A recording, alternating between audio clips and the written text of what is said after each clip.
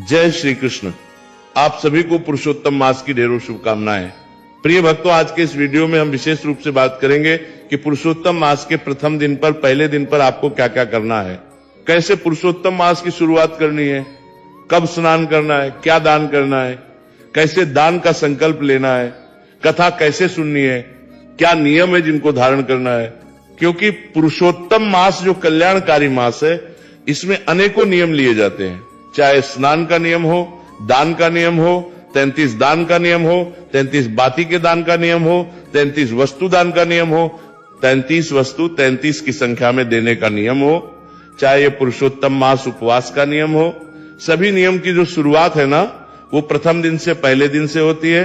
तो पहले दिन पर कैसे आपको भगवान की पूजा करनी है उसको बताएंगे, और क्रम से आपको जानकारी देंगे कि पहले उठ के क्या करना है, उसके बाद किसकी पूजा करनी है, फिर दान कैसे देना है, दान का संकल्प करना है तो कैसे करना है, भगवान विष्णु की पूजा करनी है इस दिन तो कैसे करनी है, और व्रत रखना है तो कैसे रखना है। इस पूरे दिन की प्रक्रिया इस वीडियो के माध्यम से मैं बताऊंगा।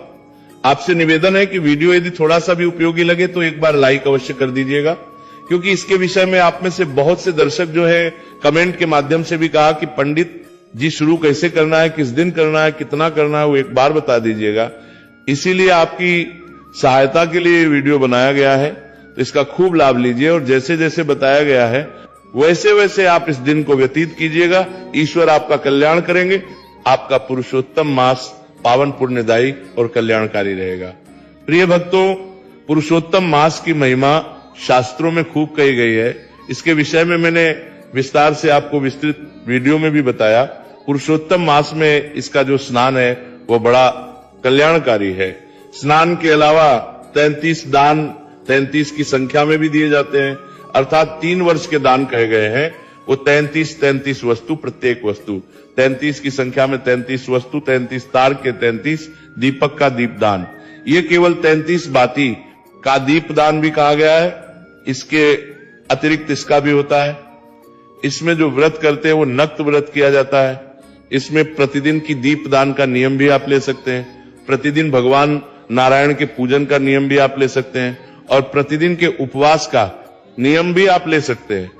ये जितने भी नियम लेंगे ना, ये परम कल्याणकारी, परम पद देने वाले हैं। शास्त्र तो यहां तक कहते हैं कि जो आपको कोई बड़ी से बड़ी साधना, तपस्या नहीं दे सकती, वो पुरुषोत्तम मास दे सकता है। मैं बताऊं कि सुबह उठ के कौन कौन से काम कैसे कैसे करने हैं, उससे पहले शास्त्रों के 2 श्लोक के माध्यम से आप ये समझिए कि इसकी महिमा कितनी है और ये कैसे आपको परम पद देने वाला है। शास्त्रों में वर्णन आता है कि जिस पद को पाने के लिए महात्मा सन्यासी कठोर तप करते हैं, कठिन साधना करते हैं, खाने में फल और पत्तों का सेवन करते हैं, सूखे पत्ते चबाकर जीते हैं, तपस्या करते हैं, अपने इंद्रियों को नियंत्रण में करते हैं, समाधिस्थ में नियंत्रण में करते हैं, रहते हैं, जो सर्दी गर्मी बरसात को सहते हैं सर्दियों में, और शीतल जल में चले जाते हैं तपस्या के लिए। गर्मी में चारों ओर अग्नि जलाकर तपस्या करते हैं, और बरसात में, बरसात के बीच भी हुए तपस्या करते हैं। इतना कठिन तप करने के बाद भी वो जिस परम पद को नहीं पा पाते, या बड़ी मुश्किल से पा पाते हैं, भगवान नारायण के, भगवान पुरुषोत्तम के वो भक्त जो पुरुषोत्तम व्रत करते हैं, उस परम पद को प्राप्त कर लेते हैं। पुरुषोत्तम मास का जो व्रत है, और व्रत से अभिप्राय ये नहीं कि उपवास ही करें, व्रत से अभिप्राय है कोई आप कर्म कर लेते हैं। पुरुषोत्तम मास के जो परम पद देने वाले जो कर्म कहे गए हैं, अगर उनमें से कुछ भी आप कर हैं, वह परंपरा आपको प्राप्त होता है, जो बड़े बड़े तपस्वियों को बड़ी बड़ी साधना करने के बाद प्राप्त होता होगा। इतना पुण्य फल है इस पुरुषोत्तम मास, अधिक मास में ये नियम लेने का या इन व्रतों को करने का। व्रत से अभिप्राय ये नहीं कि आप सुबह से शाम तक भूखे रहे, उसे उपवास कहते हैं। व्रत का अभिप्राय है कि कोई नियम आप धारण कर लीजिए।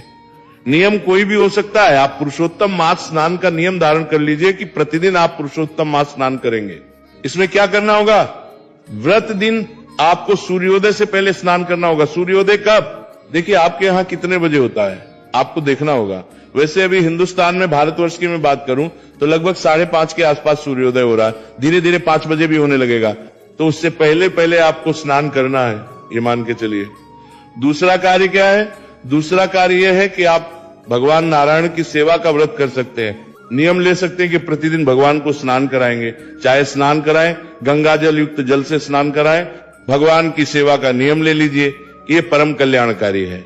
पुरुषोत्तम मास में नक्त व्रत करने का नियम, व्रत अर्थात ये है उपवास जिसे हम कहते हैं, जिसमें पूरे दिन भर आपने कुछ नहीं खाना। रात्रि को सूर्यास्त के 2 घंटे बाद आपको खाना चाहिए, लगभग 9 बजे के बाद आपको खाना है। रात्रि को ये व्रत ले सकते हैं, ये उपवास का नियम ले सकते हैं, आप प्रतिदिन दान का नियम ले सकते हैं।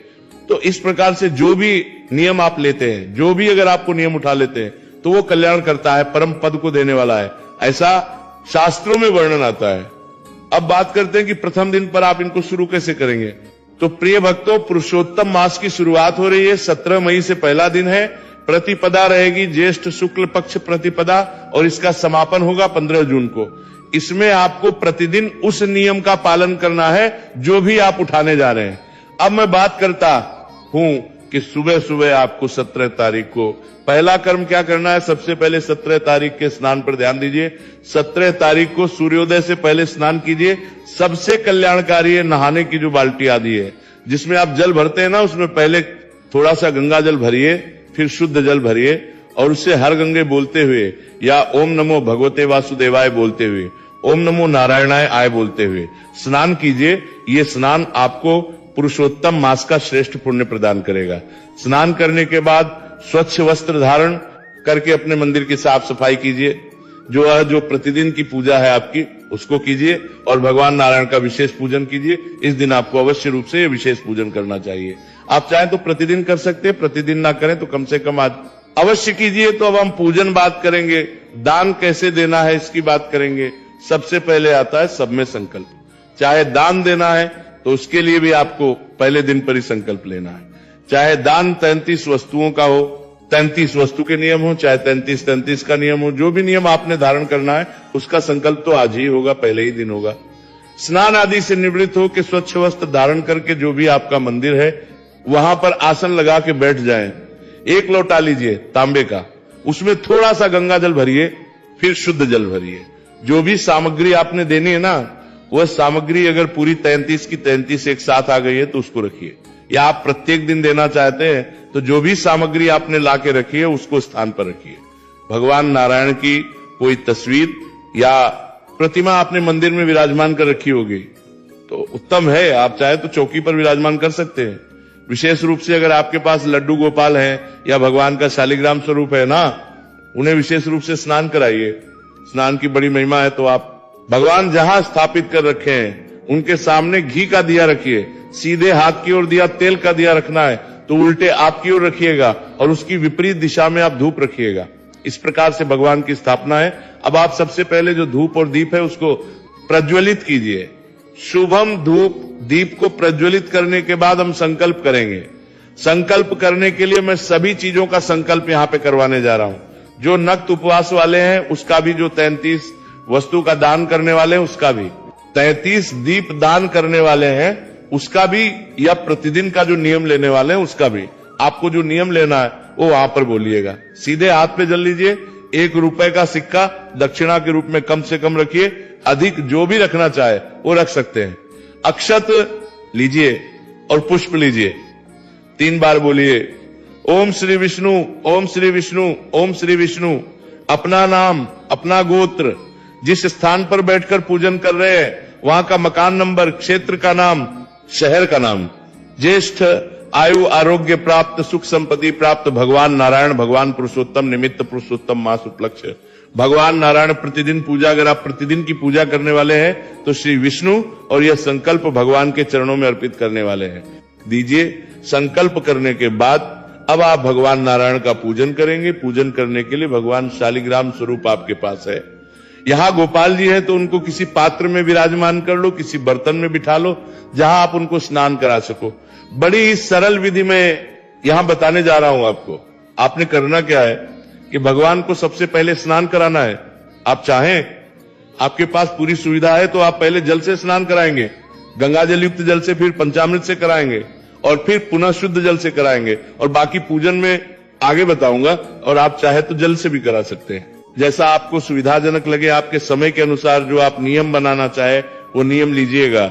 सबसे पहले शंख अगर आपके पास है ना तो शंख में जल भर लीजिए और भगवान को जल से स्नान कराइए। क्या मंत्र बोलेंगे? ओम नमो भगवते वासुदेवाय नमः, ओम नमो नारायणाय नमः, ओम पुरुषोत्तम देवाय नमः। जो मंत्र आपको उचित लगे वो बोलते जाइए, स्नान कराइए। जिनके पास शंख नहीं तो आप तांबे की जो आचमनी आती है ना छोटी सी, उससे भी आप जल अर्पित कर सकते हैं। इसके बाद आप पंचामृत बनाइए, पंचामृत से भगवान को स्नान कराइए। और जो तस्वीर पर पूजन कर रहे हैं, जिनके पास प्रतिमा नहीं है, वो तस्वीर को जल से छींटे दीजिए, फिर पंचामृत को पुष्प पर लगा के अर्पित कर दीजिए। पंचामृतम शुद्ध जल से स्नान, तो गंगा जल युक्त आपको जल लेना है और उसको फिर से शंख में भर लेना है और भगवान को स्नान कराइए। या जो तस्वीर पूजन कर रहे हैं वो पुष्प के माध्यम से शुद्धियों तक स्नान के रूप में पुनः जल के छिपे दीजिए। पहले शुद्ध जल, फिर पंचामृत, फिर पुनः शुद्ध जल। स्नान कराने के बाद भगवान को वस्त्र अर्पित करेंगे। भाव रखिए कि आप भगवान को वस्त्र पहना रहे हैं। मौली का एक टुकड़ा तोड़िए और भगवान को वस्त्र के रूप में अर्पित कर दीजिए। जिन्होंने अभी स्नान कराया प्रतिमा को, तो प्रतिमा को बाहर निकाल लीजिए, आसन पर विराजमान कीजिए, फिर आप उन्हें वस्त्र अर्पित कीजिए। अगर आपके पास संभव है जनेऊ चढ़ाना तो जनेऊ लीजिए, रोली कुमकुम आदि से तिलक कीजिए और समर्पित कीजिए। 30 दिन तक हो सकता है संभव ना हो सबके लिए, और आप यज्ञोपवीत नहीं भी समर्पित करेंगे तो भी कोई बात नहीं। भगवान को तिलक कीजिए, स्नान कराना आवश्यक है, वस्त्र अर्पित करना आवश्यक है। तिलक कीजिए, पुरुषोत्तम नमः तिलक कीजिए, अर्पित कीजिए। तिलक करने के बाद, अक्षत समर्पित करने के बाद भगवान को पुष्प कीजिए। माला है तो माला पहनाइए, पुष्प समर्पित कीजिए, माला पहनाइए और भगवान को तुलसी दल अवश्य अर्पित कीजिए। चाहे एक पत्ता तुलसी का अर्पित कीजिए, अवश्य अर्पित कीजिए। तुलसी धूपम दर्शयामी दीपम दर्शयामी। धूप दीप हमने आरंभ में प्रज्वलित किया था ना, धूप दिखाइए भगवान को और दीप दिखाइए भगवान को। धूप दीप दिखा के भोग प्रसाद जो आपके पास उपलब्ध है और जो 30 दिन आपके पास उपलब्ध रहे, वहां आप उस दिन अर्पित कीजिए। आप फल चढ़ा सकते हैं, मिठाई अर्पित कर सकते हैं। अगर आपके पास कुछ नहीं है, मिश्री अर्पित कर दीजिए। बताशे हैं, बताशे अर्पित कर दीजिए। भोग प्रसाद समर्पित कीजिए। 1 चम्मच जल और भगवान को अर्पित कर दीजिए आजनी के रूप में। तांबुलम पुंगी फलम 2 सनु। अगर आपके पास पान का पत्ता उपलब्ध है तो उस पर 2 लौंग, 2 इलायची, 1 सुपारी रखिए।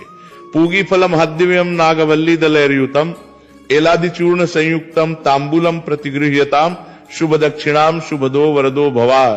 आप तांबुल अर्पित कीजिए और जो भी दक्षिणा अर्पित करना चाहते हैं भगवान को वह दक्षिणा अर्पित कीजिए और हाथ जोड़ के नमस्कार कीजिए। इस प्रकार से आपने पूजन करना है। ये पूजन प्रथम दिन तो अवश्य करें। 30 दिन का नियम है। परम कल्याणकारी, बहुत समय नहीं लगेगा। सूक्ष्म से सूक्ष्म विधि है, 5-7 मिनट का काम है, पर ये कल्याण कर देगा। पुराण कहते हैं कि ये परम पद दिलाने वाला और वो सौभाग्य जगाने वाला है, क्योंकि पुरुषोत्तम मास वो मास है। इसकी महिमा मैंने बताई थी पिछली वीडियो में। अनेकों शास्त्रों से मैं श्लोक लेकर आया था। निर्धन को धन मिलेगा, निहत संतान को संतान मिलेगी। जिसकी शादी नहीं हो रही है उसकी शादी हो जाएगी। जिसको नौकरी नहीं मिल रही नौकरी मिल जाएगी। जिसका व्यापार नहीं चल रहा व्यापार चालू हो जाएगा। ये सब कुछ देने वाला है। जिस भाव से मांगते हुए आप पूजा करेंगे वो प्राप्त होगा। नारायण की पूजा करें। पूजा करने के बाद महात्म्य अवश्य सुने, आरती कीजिए। इसके बाद भगवान की ओम जय जगदीश हरे आरती है, इससे आरती कीजिए। अब आपने जो संकल्प जो आपने लिया है ना, तो आप जो वस्तु दान देने वाले हैं ना, हाथ में जल लीजिए और भगवान नारायण का ध्यान कीजिए कि प्रभु मैंने इतनी वस्तुएं 33 वस्तु दान करने का नियम लिया था, संकल्प लिया था। आज ये वस्तुएं मैं उसके निमित्त अर्पित कर रहा हूं, आपको अर्पित कर रहा हूं। इन्हें स्वीकार करें। हाथ में जल लेके चारों तरफ घुमा के और छोड़ दीजिए और उसके बाद आप योग्य व्यक्ति को दान दे दीजिए। जो भी दान देनी है, 33 वस्तु दान देनी है, 33 की संख्या में 33 के 33 दे दीजिए। अगर आप 1-2 देना चाहते हैं 1-2 दे दीजिए। जो भी वस्तु आप दान देना चाहें ना, वो वस्तु आप दान के रूप में दीजिए। इसी प्रकार से जल, अच्छा संकल्प आपने पहले दिन दे दिया है।